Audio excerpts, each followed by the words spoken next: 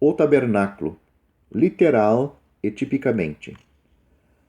O tabernáculo era a habitação de Jeová, o Deus de Israel. Ficava bem no meio das 12 tribos, de frente para o oriente. A nuvem pairava sobre ele e a glória habitava continuamente no seu interior. Para as nações ao redor, o tabernáculo deve ter parecido uma construção de aparência muito comum, mais semelhante a um enorme caixão do que ao templo do Deus de Israel, o palácio do seu rei. Consistia de 3 partes distintas. Primeiro, o pátio externo, de 100 côvados de comprimento por 50 de largura. Este era cercado por um cortinado de linho fino, e ali ficavam o altar do holocausto e a pia. O tabernáculo propriamente dito ficava na extremidade ocidental deste cercado, e era dividido em 2 compartimentos. O primeiro era chamado Lugar Santo, com 20 côvados de comprimento por 10 de largura, e continha o altar do incenso, a mesa dos pães da proposição e o castiçal de ouro. Uma cortina pendurada sobre 4 colunas, chamada o véu, fazia divisão entre o lugar santo e o lugar santíssimo, o santo dos santos. O lugar santíssimo era um compartimento quadrado de 10 côvados de comprimento por 10 de largura, e dentro dele ficava a arca do concerto com o propiciatório e os querubins, e a nuvem de glória pairava entre eles. As 12 tribos ficavam acampadas ao redor, cada uma no seu lugar divinamente ordenado. O arraial consistia de, provavelmente, mais de 2 milhões de habitantes. Quando Moisés estava no monte de Deus, foi-lhe mostrado o modelo do tabernáculo, e ele também recebeu instruções sobre como cada parte deveria ser feita. Nem um alfinete ou um botão de ornamento ficou fora das instruções divinas, e Moisés foi avisado repetidamente para manter-se rigorosamente fiel a todos os seus detalhes. Êxodo capítulo 25, versículo 40 e capítulo 26, versículo 30. A casa era de Deus, e ele deu as ordens. Moisés, como um servo fiel, obedeceu. Bom seria para nós hoje se todos os servos de Cristo se lembrassem de que o Senhor não foi menos cuidadoso sobre a edificação da sua igreja. Ele tem nos dado o modelo divino e as instruções mais detalhadas de como a sua casa na terra deve ser organizada.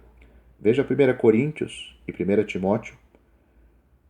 Isso continua sendo a vontade irrevogável e imutável de Deus para ser obedecida pelo seu povo durante toda a história terrena da igreja, até que o Senhor venha. O tabernáculo era a primeira habitação de Deus na terra. Ele andava na companhia de Adão no Éden, visitou Abraão em Mamre, mas não tinha habitação ali. Aqui ele desce para habitar com os seus redimidos, e desde então até agora ele tem mantido uma habitação na terra.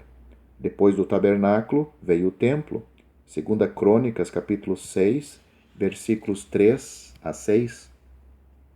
E quando o seu tempo findou no templo, o Filho veio do seio do Pai. Deus se manifestou em carne. O Verbo se fez carne e habitou, literalmente tabernaculou entre nós. João capítulo 1, versículo 14. A glória de Deus se manifestou no templo do seu corpo. Depois veio a igreja, uma casa espiritual, um templo santo, edificado com pedras vivas. Esta é a presente habitação de Deus na terra. Nenhuma casa, apesar do seu esplendor, nenhum templo feito por mãos, por mais grandiosos que seja, pode reivindicar a honra de ser a casa de Deus. Ele não habita em templos feitos por mãos de homens, mas onde 2 ou 3 dos seus santos resgatados se encontram reunidos, em nome de Jesus Cristo, ali ele está no meio deles. Mateus capítulo 18, versículo 20. Este é o seu repouso. Aqui ele habitará, pois este é o seu desejo. Salmo 132, versículo 14. E no porvir, quando o tempo, o pecado e a morte não existirem mais, quando os trabalhos e as lágrimas do deserto tiverem passado, quando o último adversário for aniquilado e Deus for tudo em todos, haverá o tabernáculo de Deus com os homens, pois com eles habitará, e eles serão o seu povo.